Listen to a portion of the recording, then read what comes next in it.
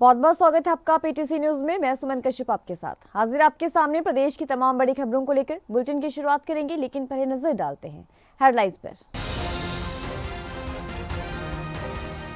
अपनी मांगों को लेकर किसान आज देश भर में निकाल रहे ट्रैक्टर मार्च। पंजाब में नहीं होगा किसानों का ट्रैक्टर मार्च, किसान नेता डल्लेवाल ने राष्ट्रपति के नाम लिखा पत्र। सर्वजातीय ठिकामा खाप का बड़ा फैसला, सर्वजातीय ठिकामा खाप ने हर्ष फायरिंग पर लगाई रोक, नशे के खिलाफ अभियान चलाएगी खाप। महिपाल ढांडा ने कांग्रेस और आम आदमी पार्टी को लिया आड़े हाथों, कहा आम आदमी पार्टी लोगों को भड़काने का काम कर रही, बताया वन नेशन वन इलेक्शन पर कांग्रेस क्यों है परेशान। हरियाणा में लगातार 8 दिन से चल रही शीतलहर, करनाल सहित कई जिलों में बिछी कोहरे की चादर, मौसम विभाग ने 16 जिलों में जारी किया येलो अलर्ट। अंतर्राष्ट्रीय गीता महोत्सव का सरस और शिल्प मेला हुआ संपन्न, महोत्सव के आखिरी पलों को मोबाइल में कैद करने की मची होड़, शिल्पकारों और कलाकारों के हुनर को महोत्सव ने दी एक नई पहचान।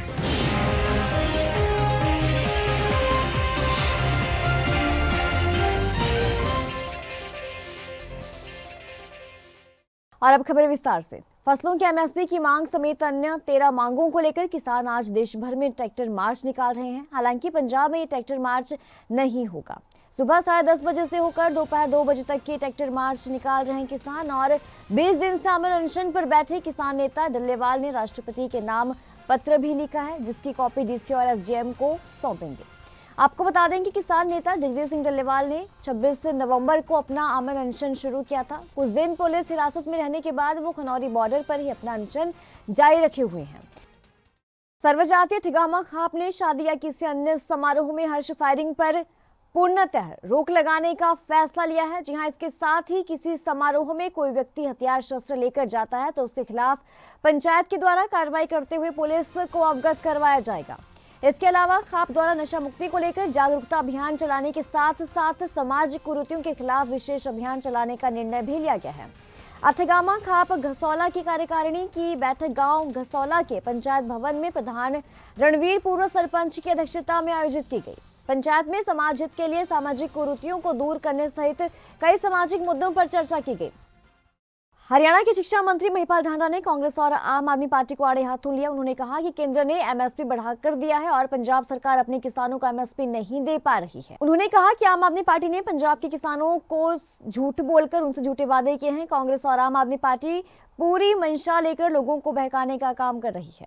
शिक्षा मंत्री ने वन नेशन वन इलेक्शन को देश के लिए सौभाग्य की बात बताया। उन्होंने कहा कि कांग्रेस को ये दिक्कत है कि हम तो चुनाव हार जाएंगे और भाजपा वाले चुनाव जीत जाएंगे, इसलिए Bhajpa one nation one election की बात कर रही है। उन्होंने कहा कि कांग्रेस 120 साल पुरानी पार्टी है और कांग्रेस के पास आम आदमी टिक नहीं पाए। ये एक हर बार का एक सीजन आता है, सर्दी का गर्मी का, उसमें जो टाइम टेबल बनता है वही टाइम टेबल हम लोगों का बना हुआ है, उसी के अनुरूप सब चीजें चलेंगी। बात आप में से किसी के एजुकेशन पॉलिसी को लेके बात है। देखिए 2020 में जो माननीय प्रधानमंत्री जी नई राष्ट्रीय शिक्षा नीति लेके आए हैं, अभी 2025 तक इस नई राष्ट्रीय शिक्षा नीति को पूरे देश में लागू करना है। हरियाणा प्रदेश ने तय किया कि हम 2025 तक इस नई राष्ट्रीय शिक्षा नीति को हरियाणा प्रदेश में पूर्णतः लागू करेंगे। उसके लिए हमारा अभियान चला हुआ, मिशन चला हुआ है और मुझे पूर्णतः विश्वास है कि हम लोग 2025 तक इस सारे काम को 25 मतलब लास्ट तक हम लोग इस काम को अपने सिरे चढ़ा देंगे।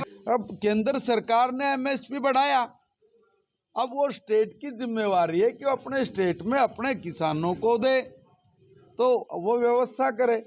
पंजाब की निकम्मी नकारी सरकार व्यवस्था नहीं कर पा रही है।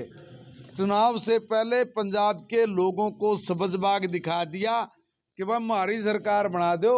दिल्ली में तो हमने तीर चला दिया था, पंजाब में तो सारे चांद सितारे तोड़ के न अड़लिया कर धर देंगे, ये भाग रहे हैं।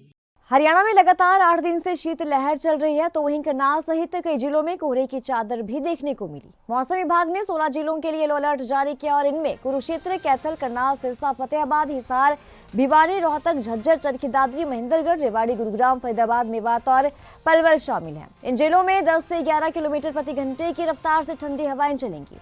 इनमें से 6 जिले ऐसे भी हैं जहां कुछ जगहों पर बादल छाने के भी आसार हैं, तो वहीं सोनीपत, पानीपत, करनाल, चरखी दादरी में हल्की धुंध छाई हुई है। बाकी जिलों में फिलहाल मौसम साफ है और धूप निकली हुई है। करनाल के घरौंडा में संदिग्ध परिस्थितियों में गर्भवती महिला की मौत हो गई। घटना की सूचना मिलते ही पुलिस ने मृतका के शव को कब्जे में लेकर मामले की जांच जो है वो शुरू कर दी है। घटना के बाद परिवार वालों ने रो रो कर बुरे हाल कर दिए हैं और 1 साल पहले सटौंदी गांव की रहने वाली प्रियंका की शादी घरौंडा में रहने वाले एक परिवार में हुई थी। परिजनों की माने तो मृतका के परिजन उसके पति और सास पर आरोप लगाते हुए नजर आ रहे हैं कि उसे दहेज के लिए तंग किया जाता था। मृतका के परिजन सास और पति के खिलाफ आरोप लगा रहे हैं कि उन्होंने उनकी बेटी को मारकर फांसी के फंदे पर लटका दिया। फिलहाल पुलिस मामले की जांच में जुटी हुई है। 1 साल हो गए थे शादी को, घरौंडे में शादी करी थी जी। 1 साल से परेशान कर रहे थे दहेज के इसमें जी, मारपीट करते थे। 1 साल से ही लगातार चल रहा था जी। और न जी आज प्रेग्नेंट भी थी, 3 महीने से प्रेग्नेंट थी जी। आज उन्हें फांसी दे दी जी मेरी बब्बो से। तो पहले भी कोई पंचायतें हुई आपके कुछ? बस ऐसे ही क्लेश में आ जाती जी घर रोड़े राड़े में, फिर हम भेज देते, मेरे पापा भेज देता जी। समाज के तो घरौंडा में शादी हुई थी? हाँ जी, उसकी सासू धमकी देख रहा थी, मारूंगी तो ना मार करूंगी। तो आज उन्हीं के परिवार का लोगों का फोन आया कि बहू मर गई? हाँ जी, उन्हीं का ही आया। सर सीएचसी घरौंडा से प्रियंका नाम की लेडीज का रुक आता है, हैंगिंग में ब्रोड डेड है, सीएचसी घरौंडा है। मौका पहुँचे तो वारसन का इंतजार किया और डेड बॉडी को सिविल हॉस्पिटल करनाल लेके आए हैं। तो यहाँ डॉक्टर साहब ने डेड बताया और अभी वारसन का इंतजार कर रहे हैं, जैसे भी स्टेटमेंट होगी। अंतर्राष्ट्रीय गीता महोत्सव 2024 ने राष्ट्र ही नहीं अंतर्राष्ट्रीय स्तर पर अपनी अलग से पहचान बना ली है। इस महोत्सव के शिल्प और सरस मेले के अंतिम दिन शिल्पकार और कलाकार रुखसत होने से पहले अपने स्टॉलों और घाटों पर पर्यटकों गर्मजोशी के साथ स्वागत करते हुए नजर आए और जाते जाते ब्रह्म सरोवर के पावन तटों को नमन करके पर्यटकों से रुखसत ली और पर्यटकों से वादा करते नजर आए कि अंतर्राष्ट्रीय गीता महोत्सव 2025 अगले वर्ष में फिर से मिलेंगे। ये महोत्सव पूर्ण सुरक्षा और व्यवस्था के बीच सफल आयोजन के साथ संपन्न हुआ। अहम पहलू तो यह है कि आगामी वर्ष में अंतर्राष्ट्रीय गीता महोत्सव 2025 में संभावित 1 दिसंबर 2025 के दिन दीपदान कार्यक्रम होगा। को इसका विधिवत रूप से समापन हो जाएगा महाआरती के साथ। और जैसे कि आपको पता है कि लगभग 2 से 3 लाख लोग इसमें रोज इसमें आके सम्मिलित होते हैं। और इस बार गीता जयंती के मौके पर हमने कुछ अनूठे प्रयास भी करे, जैसे कि एक अखिल भारतीय देवस्थानम सम्मेलन था जिसमें हिंदुस्तान के अलग अलग जितने देवस्थान थे, जैसे 4 धाम, सप्तपुरिया, 12 ज्योतिर्लिंग तथा 51 शक्तिपीठों से, और इसके साथ साथ जितने भी हमारे धार्मिक स्थान थे उनके जो सेवायत या पुरोहित को हमने यहाँ पर आमंत्रित किया था और उनके भी हमने विचार लिए। इसके साथ एक बड़ा अनूठा कार्यक्रम जो कि हमने इसे धर्म को अर्थ के साथ जोड़ते हुए एक कुरुक्षेत्र डायलॉग भी करा, कॉन्क्लेव भी करा, जिसमें कि कई जैसे US business council, Japan business council, इसी तरह से यूएई चैम्बर ऑफ कॉमर्स, बहुत सारे उसमें आए और उनके हमें बहुत सारे सुझाव मिले, जिसमें हमारे बिजनेस हाउसेज ऑफ तंजानिया ने मिलकर अपने व्यापार के और तरीके भी इसमें ढूंढे। देखिए इस बार जो इस मेले में ये तो संभवतः है कि जहाँ पर हमारे मंदिर रहे हैं, जो आज से अगर हम देखें हज़ारों साल पहले हमारे जो मंदिर थे वो एक व्यापार के बहुत बड़े केंद्र थे।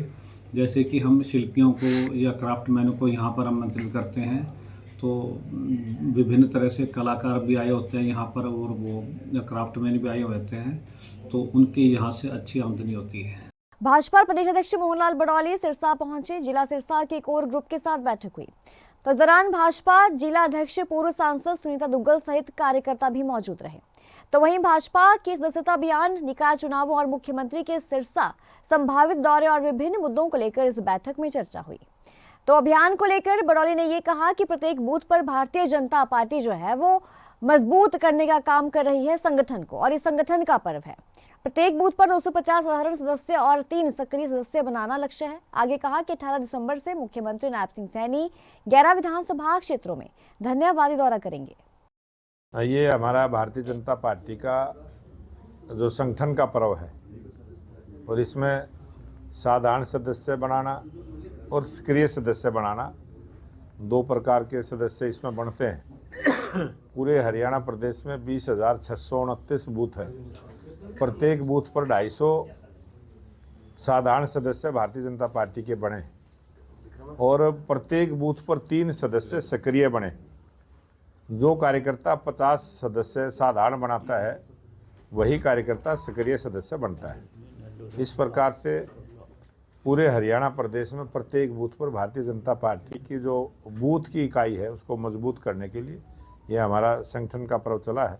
और कल 8 बजे तक 35 लाख से ज़्यादा सदस्य भारतीय जनता पार्टी के बने हैं और 20,000 सदस्य सक्रिय बने हैं। और जो भी टारगेट सिरसा जिले का है ये उसको पूरा कर पाएँ, उसकी पूरी जानकारी की समीक्षा बैठक आज कोर ग्रुप के साथ हुई है। हमारा सिरसा जिला में 25 सदस्यों का कोर ग्रुप है जिनके साथ बैठ के आज पूरी चर्चा हुई है। और इसके बाद 2 नगर पालिकाओं को नगर निकाय के चुनाव यहाँ पर हैं, उनके बारे में भी हमने चर्चा की है कि चुनाव लड़ने वाले जो कार्यकर्ता हैं वो अच्छे से जनता में जाना आना शुरू करें और अपनी सदस्यता के माध्यम से जनता के बीच में जाएं। और भारतीय जनता पार्टी का जो हमारा संगठन का पर्व है इसमें हमारी बूथ इकाई से लेके फिर मंडल इकाई फिर जिला की इकाई इस प्रकार से चुनावी प्रक्रिया रहती है, उसके बारे में पूरी विस्तार से चर्चा की है। और आज जो हमारी सरकार तीसरी बार हरियाणा प्रदेश में भारतीय जनता पार्टी की स्पष्ट बहुमत की सरकार बनी है और हमारे लोकप्रिय मुख्यमंत्री नायब सिंह सैनी ने जो धन्यवाद सभाएं करने का जो फैसला लिया है, अभी 18 तारीख से पंचकुला से कालका से शुरू होगा और ऐसी 11 विधानसभाएं इस महीने में चिन्हित की हैं। इसमें 24 तारीख को एक प्रोग्राम यहाँ पर सिरसा जिला में भी है, वो एक सामाजिक संस्था का प्रोग्राम है, उसमें मुख्यमंत्री जी आएंगे, उसकी चर्चा भी कोर ग्रुप में बैठ के हमने की है। बहादुरगढ़ के पहलवान रजत रूहल ने एक बार फिर से हरियाणा का गौरव बढ़ाने का काम किया। जी हां, हिंद केसरी सोनू पहलवान अखाड़े के युवा पहलवान रजत रूहल ने हरियाणा केसरी का खिताब हासिल किया। पानीपत के शाहपुर में हरियाणा केसरी दंगल का आयोजन किया गया और दंगल में 98 पहलवानों ने हिस्सा लिया। रजत रूहल ने लगातार 7 कुश्तियां जीतकर हरियाणा केसरी का खिताब हासिल किया। रजत रूहल इससे पहले भी देश भर में आयोजित कुश्ती दंगलों में जीत हासिल कर चुके हैं। तो 125 किलो भार वर्ग फ्री स्टाइल के पहलवान रजत रूहल ने सीनियर नेशनल कुश्ती में भी कांस्य पदक हासिल किया है। 63 किलो ग्रीक रोमन में सीनियर नेशनल में गोल्ड मेडल जीता है। इससे पहले मेरे कई बार नेशनल में ब्रॉन्ज सिल्वर रहा है। इस बार और ज़्यादा मेहनत करके ध्यान रख के मैंने गोल्ड मेडल जीता है और इसका श्रेय मैं मेरे पहलवान जी धर्मेंद्र पहलवान, सोनू पहलवान जी, मुकेश कोच, सुधीर पहलवान और खाड़े के पूरे टीम उसको देता हूँ। जी मुझे बहुत खुशी हो रही है कि मैं अपने अखाड़े के लिए इतना कुछ कर पा रहा हूँ। कल शाहपुर पानीपत में हरियाणा केसरी दंगल था, वहाँ पर 98 पहलवानों में इसमें हरियाणा केसरी के दंगल में भाग लिया था। उसमें सब मेरी भी 7 कुश्ती हुई और 7 में विजय होकर तब हरियाणा केसरी का खिताब मिला। बहुत खुशी की बात है जी, हम सब के लिए, अखाड़े के लिए भी और हमारे क्षेत्र के लिए भी, पूरे हरियाणा के लिए भी। सबसे पहले तो बताना चाहूँ बेंगलोर में सीनियर नेशनल आयोजित होया था, तो उसमें हमारा 1 गोल्ड है और 2 ब्राउन मेडल। जो गोल्ड लिया उमेश ने बहुत शानदार कुश्ती लड़ी फाइनल में, जो बिल्कुल 5 सेकंड में उल्ट फेर करके गोल्ड पे कब्जा किया। तो बहुत ही होनहार पहलवान है और आगे हमें इससे एशिया में और वर्ल्ड में बहुत उम्मीद है। और ये अर्जुन है हमारा सब जूनियर का पहलवान है और इन्होंने जो गीता जयंती पर हरियाणा इस साल कुश्ती दंगल का आयोजन किया था सरकार ने, तो उसमें पहले डिस्ट्रिक्ट लेवल पे हुए थे, वहाँ से 2 गए थे झज्जर से और फिर जोन लेवल था, वहाँ 5 जिले थे, उनमें से भी ये 2 जने वहाँ से गए थे और टोटल वहाँ पर 8 पहलवान थे। और अपने से बहुत ही अनुभव सीनियर पहलवानों को हराकर इन्होंने 2nd पोजीशन प्राप्त की है और सरकार की तरफ से 1 लाख रुपये का चेक मिला है, तो आगे बहुत अच्छा भविष्य है। साइबर सिटी गुरुग्राम में जल्द ही सड़कों पर डीजल ऑटो दिखने बंद हो जाएंगे। शहर में डीजल ऑटो को बैन करने के लिए जिला उपायुक्त ने संबंधित विभाग के तमाम अधिकारियों को आवश्यक निर्देश भी दे दिए हैं ताकि जल्द से जल्द गुरुग्राम की सड़कों पर डीजल ऑटो दिखने बंद हो जाएं। गुरुग्राम में साल दर साल प्रदूषण का स्तर लगातार बढ़ता ही जा रहा है, जिसका एक मुख्य कारण शहर की सड़कों पर दौड़ने वाले डीजल ऑटो भी हैं। तो गुरुग्राम में सड़कों में जाम की समस्या को कम करने के लिए, पर्यावरण को संरक्षित करने के लिए डीजल ऑटो को पूरी तरह से बैन करने का फैसला जो है वो लिया गया है। बेसिकली इसमें सीओएम की जो डायरेक्शंस आई थी उसमें 1 जनवरी 2023 के बाद से जो डीजल ऑटो हैं उनका रजिस्ट्रेशन बंद कर दिया गया था और 2 साल का जो समय इसमें दिया गया था ताकि धीरे धीरे वो फेज आउट कर लें और जो ऑटो चालक, ऑटो ओनर्स हैं वो खुद सीएनजी एंड इलेक्ट्रिक ऑटो की तरफ शिफ्ट कर जाएं। और साथ ही साथ जो इन्फोर्सिंग एजेंसीज हैं उनको भी ये डायरेक्शंस हैं कि वो धीरे धीरे जो बाकी डीजल के ऑटो उनको इम्पाउंड करें। तो अभी उसी तरफ ये जो एफर्ट्स हैं वो किए जा रहे हैं और ऑटो यूनियंस के साथ भी संपर्क साध के उनको भी ये जागरूक किया जा रहा है कि जिस तरह से जो डायरेक्शंस दी गई उनकी पालना हो। बेसिकली हमने जो पुलिस डिपार्टमेंट है एंड साथ ही साथ हमारा जो सेक्रेटरी आरटीए हैं, ट्रांसपोर्ट डिपार्टमेंट है, उनको डायरेक्शंस दी हैं। उनके बारे में अभी रिसेंटली एक रिव्यू मीटिंग भी रखी गई थी और यही डायरेक्शंस है कि सारे मिलकर इसमें इस डायरेक्शंस की पालना सुनिश्चित। इस बुलेटिन में इतना ही। पल पल की अपडेट के लिए आप बने रहिए पीटीसी न्यूज के साथ।